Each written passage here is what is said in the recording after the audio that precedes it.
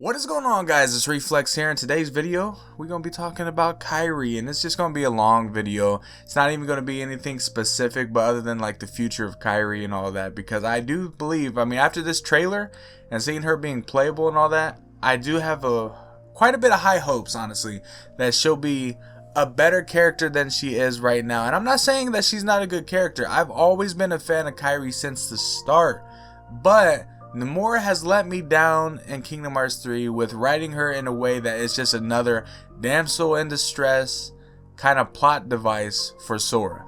It's facts. That's how it is. Yes, she did have the role. She did save she pretty much is responsible for winning the Keyblade War just for the fact that she saved everyone's asses. That is cool. That's awesome.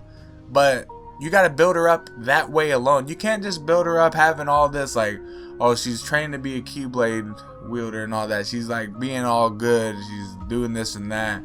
Get to the Keyblade graveyard, starting the Keyblade War. She takes out two shadows and then gets held by her wrist again. Because she got held by her wrist in Kingdom Hearts 2 and got drugged into pretty much just, here we go. Gotta save her again. Princess Peach style. And then Xemnas grabs her by her wrist. I would have been hitting Xemnas, trying something. I don't know.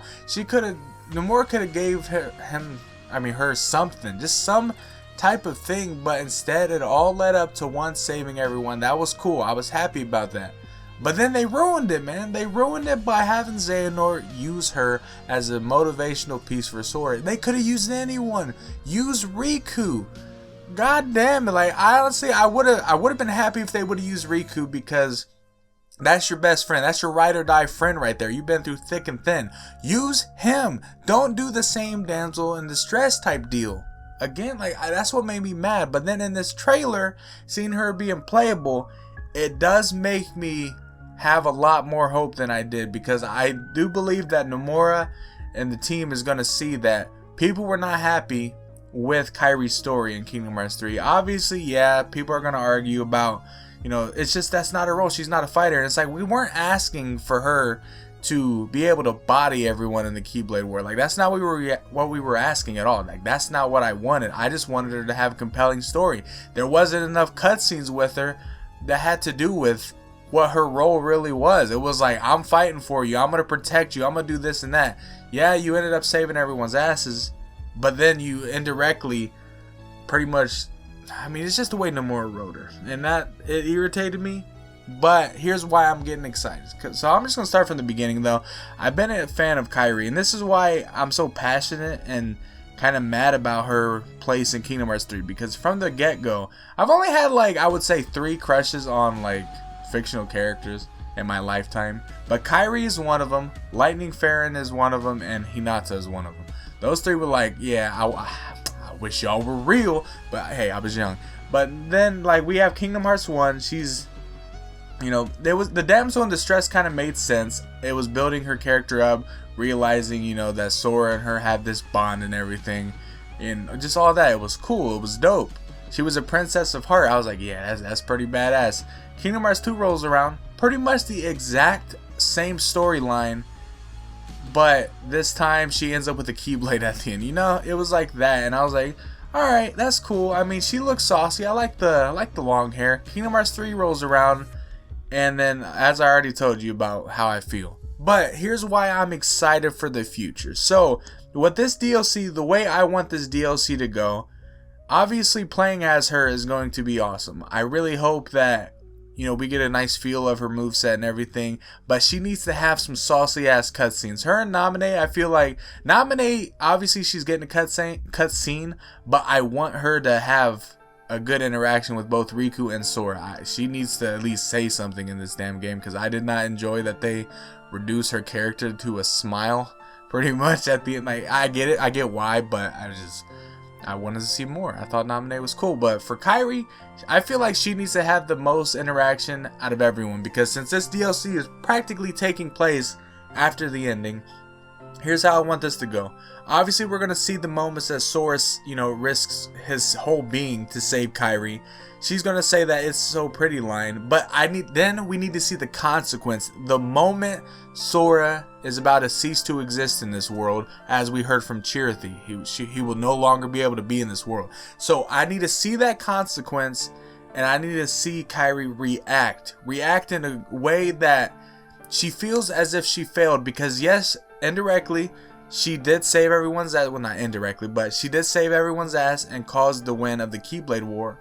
But then it all came back to that consequence where Sora can no longer be in this world, and she's gonna probably remember her quote where she was like, "I'll be the one to protect you this time," and all of a sudden, it feels as if she failed. I need to see emotion in that. I need to have her feel that. And I know that sounds crazy, like, man, why you want her to feel this way? It's like, I need her to feel that way.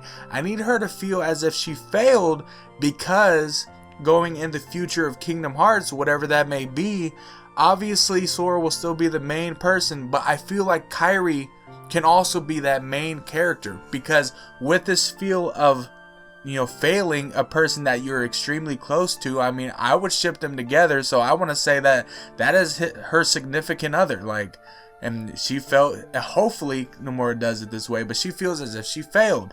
So go back, talk to Riku and all that, explain to Riku what happens, which we need interaction between her and Riku as well. Like, Jesus Christ, why did they not speak? I feel like, is it just me, or did they not talk at all? Because I don't remember. I mean, there's probably like maybe one instance, but I do not remember them really speaking to each other. I guess they were too busy.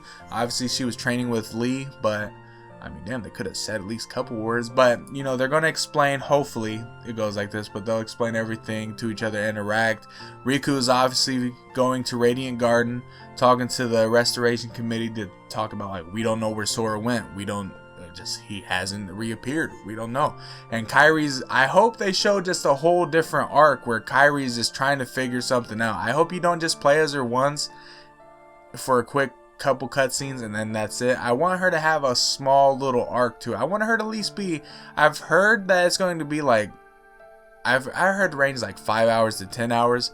If it's 5 hours, I need 2 hours with Kairi. I'm just being honest. 2 hours with Kairi, 2 hours with Sora, maybe an hour with Riku, and that's not counting the gameplay of just playing as the other characters during the Keyblade War. This is just for like actual the story based stuff, like for the after the ending. But I need to see her, just have an arc that they make us feel like, okay, she's actually gonna have some redemption factor going into the next game. I want her to just not be this motivational piece over and over and over. Like, I don't want to feel like I'm Mario going to Bowser's castle to rescue Princess Peach. I don't want that. I don't want that anymore. You can only play that storyline so much. And I mean, if they do it, I'll just be honest. If they do it again in the next Kingdom Hearts, I will probably become a Kairi hater, and I don't want to. I don't want to turn my back on Kairi, because they finally looks like they're starting to give her the right treatment she deserves. Just don't fuck it up, Nomura. So let me know down in the comment section below what you guys think. Are you a fan of Kairi's story at the moment? Are you fine that she was used as a motivational piece for Sora again for the third time in the series? Or are you a little bit disappointed like I am? Just let me know your thoughts down below. And how do you think her story will go going forward? Because I honestly do believe, whether it's this in between game of 3 and 4, or even in 4, I feel as if she needs to play a big part and either be playable or just have a big part as just being in your squad the whole entire time. Let Goofy and Donald take a sit back. I know they're not going to do that, but I don't know, give us the option to either play as her or have her in our squad. I don't want to see her fight. That's fine if they don't. I mean, obviously, I would like to see her throw some hands, swing the Keyblade around a little bit and not just kill 2 shadows and that's it.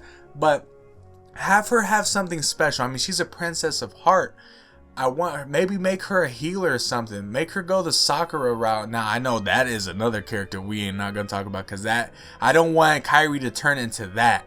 Now, obviously, I don't know if you guys keep up with it at all, but in Boruto, I think Sakura had a pretty good redemption arc. I think she's pretty dope now. I mean, I would protect that version of Sakura. I'm not gonna say she's dope, but I think I would protect that version of Sakura more than I would protect the previous versions. But I want Kairi to have a redemption arc. Make her a healer. Make her something specific that it shows off her role and shows it off keenly and just in a good way. Don't just make it to where, alright, cool, she's training, got bodied, everyone got bodied.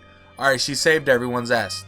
Now you're just, and then all of a sudden, she gets bodied again, and now you gotta go save her. Like, it's cool that you showed it off once, but you didn't have to have her get bodied. Like, I think her story arc would have went better if she didn't get bodied at the end and had that whole damsel in distress. And I know I'm saying that over and over, but it's true. Like, I feel like they could have played it better if they would have chose Riku for that. Perhaps they could have even went it like even more of a violent way. I know that sounds crazy, but like Xehanort could have been like, perhaps you need more motivation. Do a random ass teleport or something, or just a quick ass move. Everything goes in slow motion. Sora looks over at where Riku was, and then all of a sudden, here comes the Keyblade. Just bang, and just all of a sudden you see Riku just like go motionless. And then bang, just have what happened to Kairi happen to Riku. Maybe Kairi and Sora team up. And I don't know. They could have did so much better things. But I do believe that there is a redemption arc here for the future. So like I said, let me know down in the comment section below what you guys think of that. And what would you want her redemption arc to be? How do you think they should write her to make her better? And obviously, sorry about this rant. I know it's probably more of a ramble than anything, but I just wanted to get it off my chest because I'm excited for the future of Kairi, and I wanted to voice my opinions on how I think they're treating her now. Now, I mean, it's really from here on out will determine if I'm gonna even like Kairi at all anymore. You know, I don't want to not like her, but if they keep treating her the way she's being treated, nah, it can't stand for me, man. But if you guys did enjoy this video, leave a like, subscribe, and you guys know the drill. I will see you guys later.